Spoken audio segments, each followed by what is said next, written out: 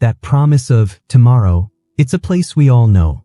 A mythical land where our best selves live, where focus is effortless and energy is infinite. Yet, we wake up each day only to find ourselves exiled, stranded in the demanding reality of the present. Have you ever paused to ask why? In an age with more tools for productivity and connection than any other in human history, why do so many of us feel fundamentally depleted? We navigate a world of relentless expectation, a digital landscape of curated perfection, and a professional world where hustle culture is worn as a badge of honor. But beneath the surface of this activity, a profound exhaustion is setting in. This isn't just tiredness, it's a kind of soul fatigue. Depth psychology offers us a critical insight here. The pressure we feel isn't just external. It has been internalized. It lives inside us now, like a ghost in the machine of our own minds. This ghost is the internal taskmaster, an archetype of our modern psyche. It's the relentless inner critic that whispers you're not doing enough, not achieving enough, not being enough. It's the part of you that equates rest with failure and self-worth with productivity. This internal voice isn't inherently you. As the physician and trauma expert Gabor Mate might observe, it's often a phantom limb of our past, a coping mechanism we developed to navigate a world that demanded we perform to be loved or feel safe.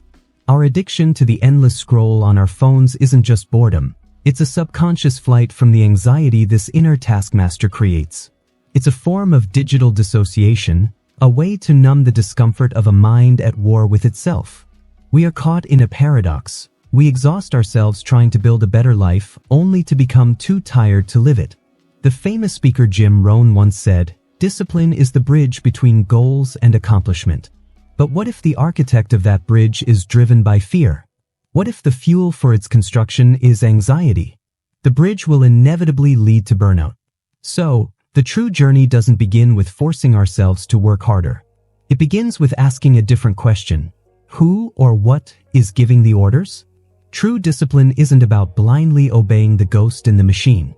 It's about learning to see it, to understand its origins, and to consciously choose a different path. It's about finding the courage to build our lives not on a foundation of fear, but on a foundation of awareness. So if our minds are haunted by this ghost, this inner taskmaster, how do we begin? Our first instinct is often to fight back with force, to meet the tyrant with an equal and opposite tyranny. We try to chain ourselves to routines, to punish our perceived weakness. But what if this approach is precisely why we fail? What if true discipline has nothing to do with punishment at all? Consider the word discipline. For many, it evokes images of harshness, restriction, a self-imposed cage. But its Latin root, disciplina, means to teach, to learn. It is an act of instruction, not subjugation. In the landscape of the psyche, as Carl Jung might map it, discipline is the conscious act of cultivating the sovereign or warrior archetype, the part of us that brings wise, benevolent order to the internal chaos. It doesn't seek to destroy our wild, impulsive nature, but to channel it. Imagine your mind is a garden. For years, perhaps, it has been untended. Weeds of distraction, rocks of old habits, and thorns of self-doubt have been allowed to grow wild. The tyrannical approach is to scorch the earth, leaving nothing. But the wise gardener, the disciplined mind, does not punish the garden for its wildness. They simply begin the patient work of tending. Each conscious act of choosing the difficult path, the run in the rain, the page in the journal, the moment of silence over the scroll, is like pulling a single weed. It is not an act of violence, but an act of making space. This is where physical and mental training becomes a profound psychological tool. As neurobiologist Bessel van der Kolk has shown, the body keeps the score. Our reluctance, our laziness, is often a somatic echo of past experiences where effort felt unsafe or futile. When you deliberately step out into that rain, you are not just training your muscles.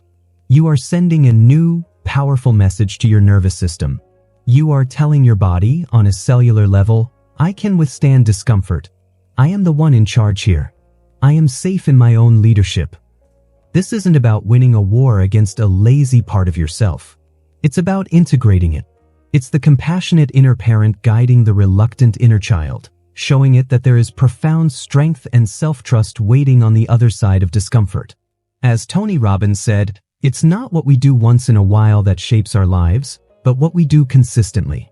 Each time you tend the garden, you reclaim a piece of your inner territory, transforming it from a place of conflict to a place of cultivated strength. The disciplined mind, the wise gardener, understands that tending the soil is only half the work. A garden that is constantly worked, with no time for sun, rain, or fallow periods, will eventually yield nothing. This brings us to a profound paradox of the human condition. Our relentless pursuit of success often leads us to a spiritual desert. Have you ever reached a summit you fought to conquer, only to find the view was empty? This feeling of hollow victory is a deep psychological signal. Carl Jung called the journey of self-realization individuation, a process centered on the union of opposites, the coniunctio oppositorum. He understood that the psyche, like nature itself, thrives not on singular extremes but on a dynamic equilibrium. Our modern culture, however, worships at the altar of one half of this equation, the doing, the achieving, the measurable output. We celebrate the Senex archetype, the inner manager who builds empires and schedules every minute. But in doing so, we starve the pure, the divine inner child who experiences wonder, play, and purposeless being. Think of your life not as a project to be managed, but as a delicate ecosystem. The 60-hour workweek is an attempt to create a forest of only towering, sun-blocking trees. It ignores the necessity of the undergrowth, the unseen root systems, the quiet decomposition that nourishes the entire system. That feeling of burnout is the ecosystem collapsing. It is the cry of the exiled parts of yourself. The part that needs to rest is not lazy. It is asking for the fallow season required for future growth.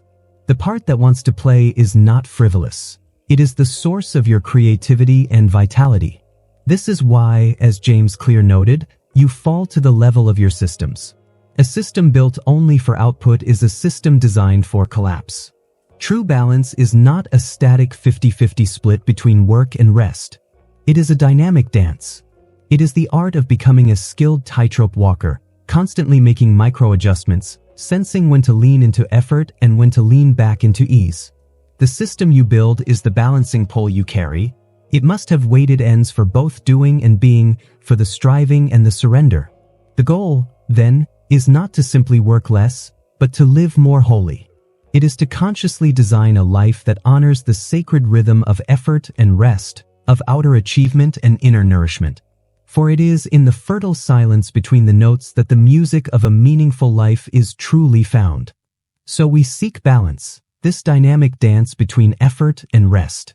But where is the dance floor? For centuries, Western thought has been dominated by a profound split. The mind as the rational driver, and the body as a mere vehicle, a machine of flesh and bone to be commanded. But what if this is a fundamental illusion? What if the driver and the vehicle are inseparable, speaking a silent language we have forgotten how to hear? The psychiatrist and trauma researcher Bessel van der Kolk gave this forgotten language a modern voice with a simple, powerful title: The Body Keeps the Score. His work confirms an ancient wisdom. Our experiences, especially our deepest unresolved conflicts and traumas, are not stored as neat narratives in our brains. They are stored in the very tissues of our bodies, in the chronic tension of our shoulders, the shallow catch in our breath, the restless energy in our gut. This is the essence of somatic psychology. Think of your body as an ancient, living library. Every cell is a page, every nerve pathway a story. Anxiety is not just a thought. It is a story of fear being told by your nervous system. Procrastination isn't just laziness. It can be the story of overwhelm, a physiological state of freeze. You cannot simply think your way out of a story that your entire body is screaming is true. You must learn to read the library in its native tongue. This is where physical disciplines like Kung Fu, Tai Chi, or Qigong transcend mere exercise. They are forms of somatic literacy. The slow, intentional movements are not about building brute strength. They are about re-establishing a conversation with the body. You are learning to notice where you hold tension, how you distribute weight, how your breath responds to movement. You are, in effect, reading the stories held in your muscles and gently, through mindful practice, beginning to revise them. You are tuning the instrument. This process directly creates that sacred space that Viktor Frankl spoke of, the space between stimulus and response. When you are triggered, your body physically reacts. Your heart rate climbs, your muscles tighten. A practice like conscious breath work is a direct physiological intervention. A long, slow exhale sends a powerful signal of safety to the vagus nerve, calming the entire system from the bottom up. It doesn't just calm the mind, it creates the biological conditions for a calm mind to exist. The ultimate insight is this: your body is not a machine to be mastered, but a wise counselor to be consulted. The journey inward is not just a mental expedition, it is a physical one. By learning to listen to its subtle wisdom, you don't just build a stronger body, you build a more integrated, aware, and resilient self. We learn to tend the garden of the mind, to inhabit the wisdom of the body. We create this precious, sacred space between stimulus and response. And what do we find waiting for us in that quiet space? Often, it is our own shadow. Why is it that our greatest adversary so often bears our own face? We set a course, we have the map, and yet, we find ourselves steering the ship directly into the rocks of self-sabotage. Ancient Buddhist psychology identified 5 core patterns that obscure our inner light, known as the 5 hindrances. But through the lens of modern depth psychology, we can see them not as enemies to be vanquished, but as messengers from the disowned parts of ourselves, from our own Jungian shadow. To achieve self-mastery, we must learn to hold counsel with them. Imagine your conscious mind is a wise sovereign, seated on a throne. But in the dim corners of the council chamber sit 5 disruptive advisors. The first is sensory desire, the advisor who promises immediate pleasure, the endless scroll, the extra drink, the sugary snack. It's often the voice of a wounded inner child seeking comfort and soothing for a pain it cannot name. The second is ill will, the bitter advisor holding on to old grudges, whispering resentments. It is the part of us still fighting a long-finished war, stuck in a past hurt and unable to feel safe in the present. The third is sloth and torpor, the advisor who slumps in their chair, arguing for inertia. This isn't always laziness. It is often a silent protest against the inner tyrant, or even a physiological freeze response, a body shutting down from overwhelm. The fourth is restlessness and worry, the anxious scout who sees danger in every shadow, replaying future catastrophes. This is the voice of an unregulated nervous system, a mind caught in a feedback loop of fear. And finally, there is doubt, the most insidious advisor, the one who whispers, "You are not good enough. You will fail." This is the echo of a parent, a teacher, a past failure, internalized as your own truth. The common impulse is to banish these advisors, to lock them out of the room. But this only gives them more power. They will plot in the dark and sabotage your reign. The path of wisdom is to turn up the light. It is to have the courage to ask, what is this desire truly asking for? What is this doubt trying to protect me from? You don't have to obey them, but you must be willing to hear their story. As Brené Brown teaches, vulnerability is not winning or losing. It's having the courage to show up and be seen when we have no control over the outcome. This is the ultimate vulnerability, to show up to the most difficult parts of yourself with curiosity instead of judgment. True power isn't found in silencing these voices, but in becoming a wise enough sovereign to listen to their counsel without being overthrown by it. And so we arrive at the ultimate test. Not on a quiet morning with time to spare, but on the day the storm makes landfall. The day the project deadline is moved up, the kids are sick, the car won't start, and a dozen unforeseen crises demand your immediate attention. The day your nervous system is screaming, there is no time for stillness. We are in survival mode. In this moment, every instinct, every old pattern will tell you to abandon your practice. The inner taskmaster will scream that you're wasting precious seconds. The anxious advisor will insist that you must react now. This is the crucible, and the choice you make here reveals everything. You stand before the storm, and the temptation is to become the storm, to let its chaos become your chaos. But you don't.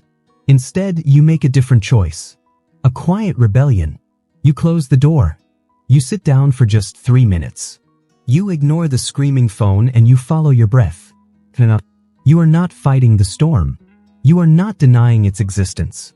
You are simply choosing not to be capsized by it. This is the ha moment. The profound insight is not that the ritual calmed the storm. The storm still rages. The insight is that you are not the storm. You are not the waves of panic on the surface. You are the deep, quiet ocean beneath. The ritual was never another task to check off a list. It was the anchor. It was the tool that allows you to access the calm depths of your own presence, even when the surface is turbulent. From this place, you can look at the chaos with clarity, not as a victim, but as a conscious navigator.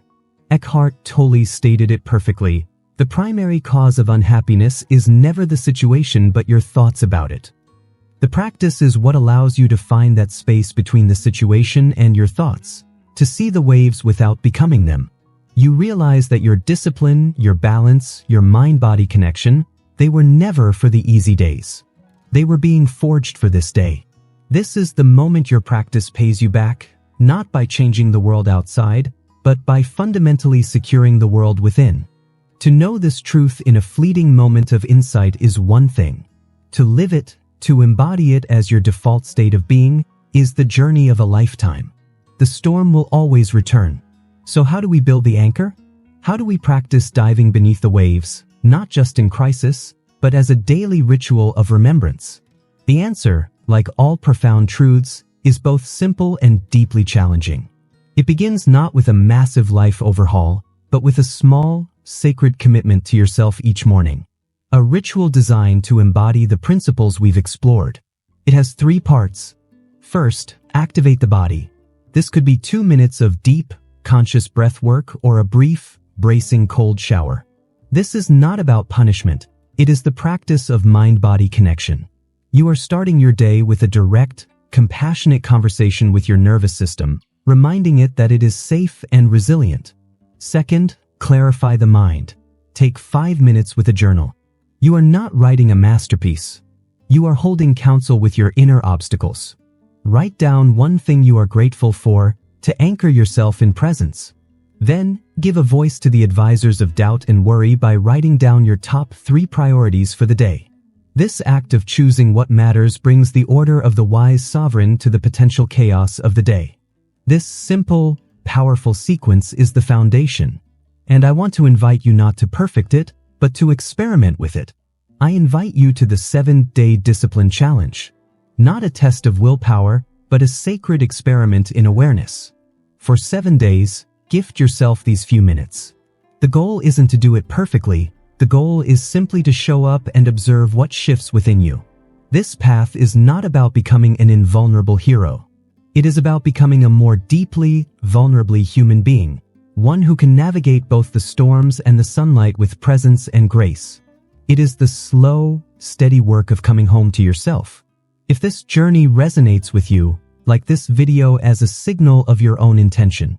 Comment below and declare that you are starting the 7-Day Challenge. Your words have power. And subscribe to join a community of fellow travelers on this path. The journey inward is a solitary one, but it is one we do not have to walk alone.